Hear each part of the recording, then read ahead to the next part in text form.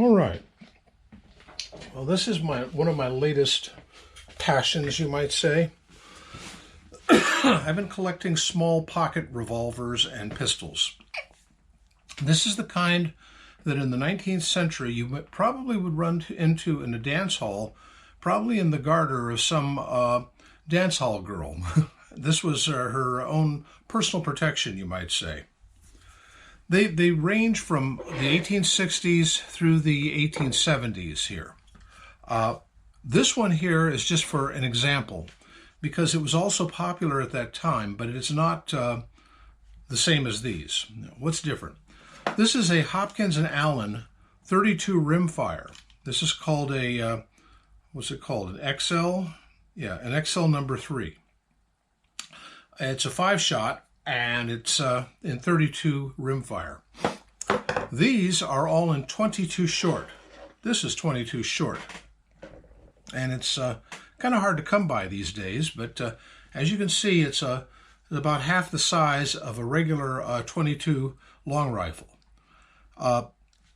Finding them in black powder is very, very rare. I do have a few. Let's see, I think this is one. Yeah, that's one. That's actually a black powder one. And they're very rare these days. You have to find them at, among ammo collectors and gun shows. But it's just an interesting sideline to the collecting world. Now, what are these? This one is kind of a rarity. This is a Frank Wesson in 22 rimfire, and it's not a revolver, it's a single shot. And as you see, it opens, it's a breech loading, open pistol. It's made by Frank Wesson, who was the son of Dan Wesson, the founder, or the co-founder of Smith & Wesson, trading on Dad's name, as it were. He was best known for creating a 32 rimfire revolver, rifle that was used in Gettysburg and other Civil War battles. Now, these two are quite interesting. Well, they're all interesting, but these two are interesting. This is a cheap knockoff. This is an Ivor Johnson. It's a 7-shot, 22 rimfire revolver. Now, what's interesting about this is, have you ever heard of the Roland White patent? The Roland White patent was a patent on the bored-through cylinder. And until it ran out in, I think, 1872, it was illegal for any company that was not Smith & Wesson to use the bored-through cylinder, because they had bought the patent rights from a fellow by the name of Roland White, who developed an absolutely lousy revolver, but it used that patent. Anyway, in 1872, every gun company in the world jumped on the bored-through wagon. By 1873, one in particular created the gun that won the West, the Single Action Army, 1873. That was Colt. Colt Single Action Army. Wait a minute here. I think I've got one. Yeah, I've got one up here. Oh, hold on just a second, and I'll show you. Now, this is in 3220, but it is a Single Action Army. That is a Single Action Army. Best known for being single action, meaning it only works when you cock it. It makes 5 clicks when you open it.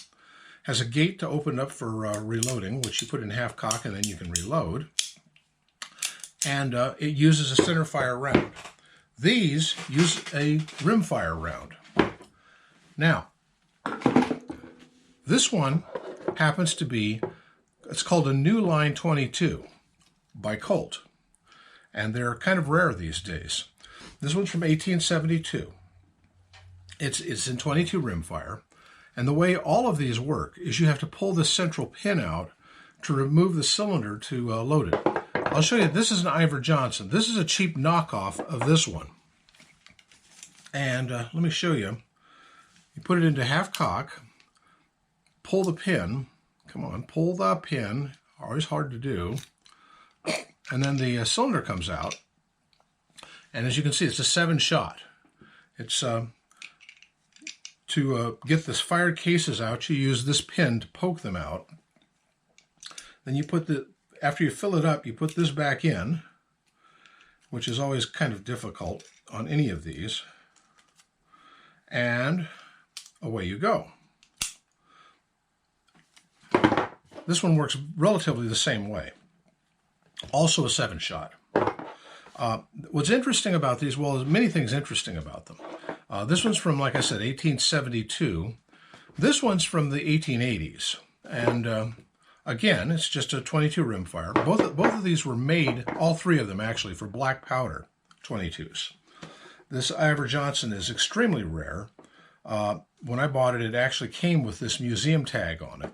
I don't know what museum it came from, but their loss is my gain, I guess. I bought it fair and square. Well, all of these. These two, I've been lusting for this one until today. I've just picked it up. This one I've had for a while.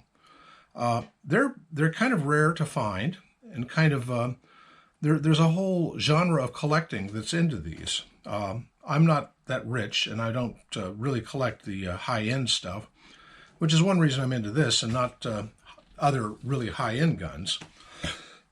These are rare, but they're not that expensive. Anyway, it's just an interesting side note on the history of firearms.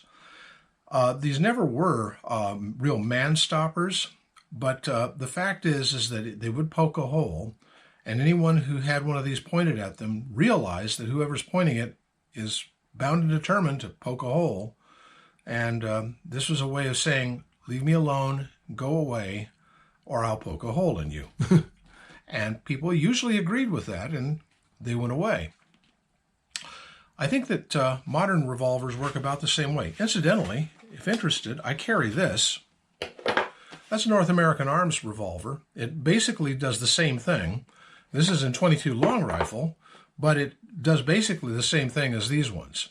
But this one is a modern rifle, or modern pistol with rifled barrel, 22 long rifle, and it's made out of stainless steel.